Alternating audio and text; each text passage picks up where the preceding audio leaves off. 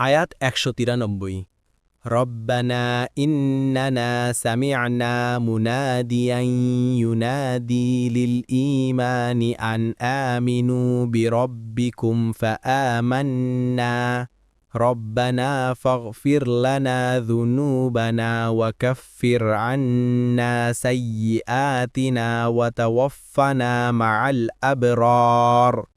অনুবাদ: হে আমাদের রব, আমরা এক আহ্বায়ককে ঈমানের দিকে আহ্বান করতে শুনেছি যে, তোমরা তোমাদের রবের উপর ঈমান আনো।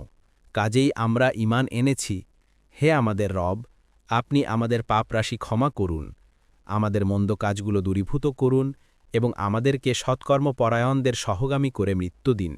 তাফসীর ১ নং ফুটনোটের বিবরণ। কাতাদা বলেন, তারা আল্লাহর পক্ষ থেকে যে আহ্বান শুনতে পেয়েছে তাতে তারা সুন্দরভাবে সাড়া দিয়েছে এবং এর ওপর ধৈর্য ধারণ করেছে।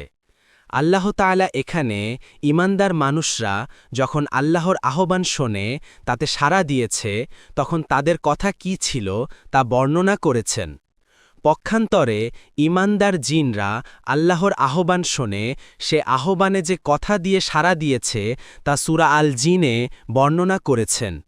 সেখানে এসেছে, আমরা এক আশ্চর্যজনক কোরআন শুনেছি যে সঠিক পথের দিশা দেয়, ফলে আমরা তাতে ঈমান এনেছি, আর আমরা আমাদের রবের সাথে কাউকে শরিক করব না। সূরা জিন ১-২।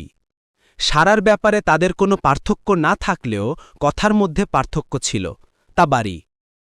পরবর্তী তাফসিরে যেতে ভিডিওটি শেষ হওয়ার পূর্বেই এই বক্সে ক্লিক করুন। ভয়েস বা উচ্চারণে অনিচ্ছাকৃত ত্রুটি ক্ষমাসুন্দর দৃষ্টিতে দেখবেন ইনশাআল্লাহ।